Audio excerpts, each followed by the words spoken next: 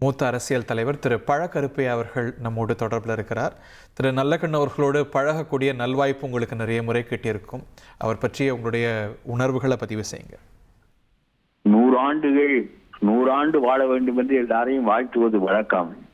100 ஆண்டு முழுமையாக வாழ்ந்தவர் அவர்தான். காந்திய தலைமுறையின் கடைசி தலைவர் அவர்.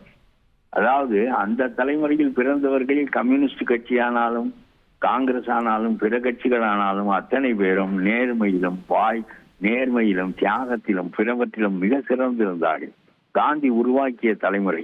அவர்கள் பொருளாதார அரசியல் கருத்துக்களில் வேறுபட்டாலும் கூட நேர்மை சத்திய வாழ்க்கை என்பதில் வேறுபடவே இல்லை. ஆகவே அந்த வகையில் பார்த்தால் நம்பூதிரி பாட்டிலிருந்து நம்முடைய நல்லகண்ணு வரையிலும் மிகச்சிறந்த தலைவர்கள், மிகச்சிறந்த மனிதர்கள். கடைசியில் தகுதிசால் மனிதன் என்று அவருக்கு நம்முடைய அரசு விருது கொடுத்தது. அது அந்த விருதுக்கு, அந்த பெயருக்கு தகுதியான மனிதனாக இன்னொருவர் நல்லகண்ணுவை போல் கிடைக்க வேண்டுமே என்பது என்னுடைய வழிபாடு. அவ்வளவு சிறந்த மனிதர். நான் காரைக்குடி குடிநீருக்காக 19 நாட்கள் முன்னால் இருந்தேன். அப்பொழுது கம்யூனிஸ்ட் கட்சி அந்த கோரிக்கையில் எங்களோடு இணையவில்லை. ஆகவே நல்லகண்ணு காரைக்குடிக்கு வந்தார். கருப்பையாவை பார்க்க வேண்டும் என்று சொன்னார். அவர்கள் சொன்னார்கள், இந்த கோரிக்கையில் நாம் இணையவில்லை, நீங்கள் போய் அவரை பார்க்க வேண்டாம், நாம் அதில் உடன்படவில்லை என்று சொன்னார்கள். அதற்கு நல்லகண்ணு வந்தார், வாழ்த்தினார். ஒலிபெருக்கியில் பேசுகிற போது சொன்னார், இந்த தலைமுறையில் 19 நாள் உண்ணாவிரதம் இருப்பதற்கு ஒருவன் கிடைத்திருக்கிறான் என்றால் அவன் என்ன கொள்கைக்காக உண்ணாவிரதம் இருந்தால் அவனை பார்ப்பதும் வாழ்த்துவதும் என்னுடைய கடமை. உண்ணாவிரதம் இருப்பதற்கு இன்னும் மனிதர்கள் எல்லாம், இளைஞர்கள் எல்லாம் இருக்கிறார்கள் என்பதே பெரிய மகிழ்ச்சிக்குரியது என்று சொல்லி வாழ்த்தினார். இப்படி அரசியல் கருத்துக்களுக்கு அப்பாற்பட்டு தகுதி வாய்ந்த செயல்களை பாராட்டி அந்த செயல்கள் பொது வாழ்வில் நிற்க வேண்டும் என்று நினைத்த ஒரு மாபெரும் மனிதர். அவருடைய இறப்பு நம்முடைய குடும்பத்தில் ஒரு பெரியவர் இறந்துவிட்ட பெரிய வருத்தத்தை ஏற்படுத்துகிறது. தமிழ் சமூகத்துடைய மனதில் பெரிய உயரத்தில் இருக்கிறார். ஆனால் அவருக்கு அரசியல் வெற்றிகளை இந்த சமூகம் சாத்தியப்படுத்தலை அப்படிங்கிறது ஒரு குறையா தானே பார்த்த முடியும். நீங்க தேர்தல் அரசியலோட ஆழாங்கலம் பார்த்தவர்.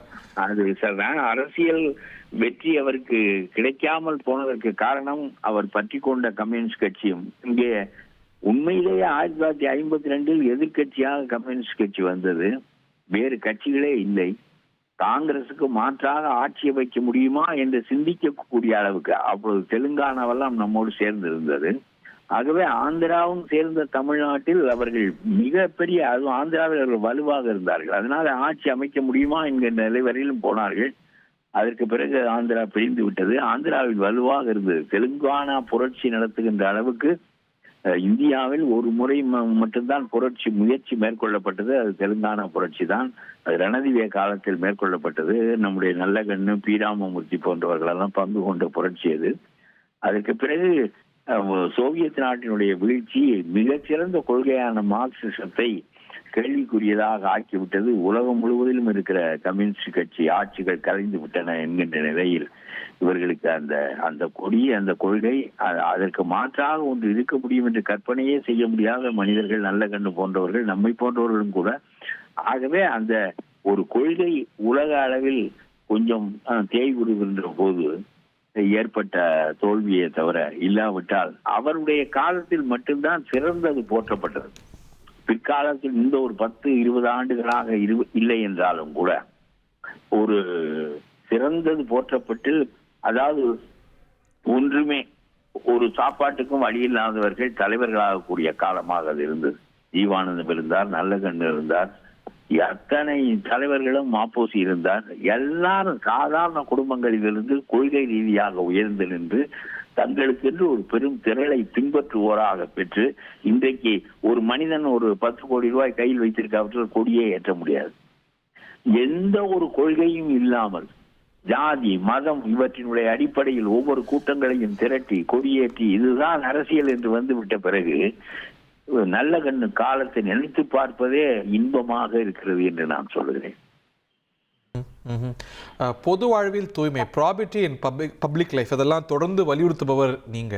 அதற்கு ஒரு இலக்கணமாக அவர் வாழ்ந்தார்னு சொல்ல முடியும் இல்லையா? அவருடைய பின்புலன்னு பார்த்தா ஒரு செல்வந்த பின்புலத்திலேருந்து வந்திருந்தாலும் ஒரு எளிமையை தன்னுடைய வாழ்க்கையுடைய பாதையாக தேர்ந்தெடுத்தவர், அதுல நிலை மாறாதவர் இறப்பு வரைக்கும். அது ஒரு பெரிய பாடம் இல்லையா அரசியல்ல? அதான் பெரிய சிறப்பு. எனக்கு எப்பொழுதுமே மெய்யியலில் இறைவனுக்கு அஞ்சுகின்றவர்கள் ஏதோ ஒரு அச்சம் காரணமாக சரியாக நடந்து கொள்வார்கள் என்று நான் நினைப்பது உண்டு. ஆனால் இறை மறுப்பாளர்கள், பொது உடைமை கட்சியை சேர்ந்தவர்கள் கூட இவ்வளவு பிடிமானமாக கடைசி வரையிலும் இருந்தது மட்டுமல்ல, அவருக்கு கொடுத்த 10 லட்சம் ரூபாய் கூட அவர் கம்யூனிஸ்ட் கட்சிக்கோ இதற்கோ கொடுத்து விட்டார். அவருக்கு அரசு கொடுத்த பணத்தை கூட உடைமை என்பது அருவருக்கத்தக்கவர் அவ்வளவுதான் சொல்வான். இட் இஸ் எக்ஸப்ட் என்று சொல்வான், ப்ராப்பர்ட்டி இஸ் எக்ஸப்ட் என்று சொல்வான். அந்த கொள்கையில் கடைசி வரையிலும் மாறாமல் ஒரு மனிதன் இருப்பது, 10 லட்சம் ரூபாய் என்பது பூர்ச்சுவாவுக்குள்ள சொத்து என்று நினைத்தார் போல் இருக்கிறது. அந்த பணத்தை கூட கம்யூனிஸ்ட் கட்சிக்கு கொடுத்து விட்டார். ரொம்ப நினைத்து பார்க்க முடியாத அளப்பரிய பெரிய மனிதர் நல்லகண்ணு, மிகச்சிறந்த தலைவர். இல்லை, அதில் நீங்கள் குறிப்பிட்ட ஒரு விஷயம் ரொம்ப முக்கியமானது. உங்களுடைய போராட்டம் இந்திய கம்யூனிஸ்ட் கட்சிக்கு கொள்கை அளவில் உடன்பாடு இல்லை, ஆனாலும் வந்து வாழ்த்துறாரு. மேன் ஆஃப் கான்சென்சஸ், அதுலேருந்து விலகி இருப்பது இஸ் அ சாய்ஸ். ஆனாலும் கூட எல்லாரையும் அரவணைக்கணும். சித்தாந்தம் வேறா இருக்கலாம். ஆமா, சித்தாந்தத்தை பற்றி கவலை இல்லை. சிறந்தது போற்றப்பட வேண்டும், அது வளர்க்கப்பட வேண்டும். பொது வாழ்வில் உண்ணாவிரதம் இருப்பதற்குரிய மனிதர்கள் போற்றப்பட்டால் தான் அந்த சிறந்த கொள்கைகள் நிலைபெறும் என்று அவர் கருதினார். அதான் மறக்க முடியாத ஒன்று. தினமணியில் நான் கட்டுரை எழுதினால் முதல் தொலைபேசி அவரிடமிருந்து வரும். இது ரொம்ப நன்றாக குறிப்பிட்டிருக்கிறீர்கள், அழுத்தமாக இருக்கிறது என்றெல்லாம் சொல்லுவார். ஐயோ, அவர் நான் என்னுடைய கட்சியின் தலைவர் இறந்து விட்டது போலவே உணர்கிறேன்.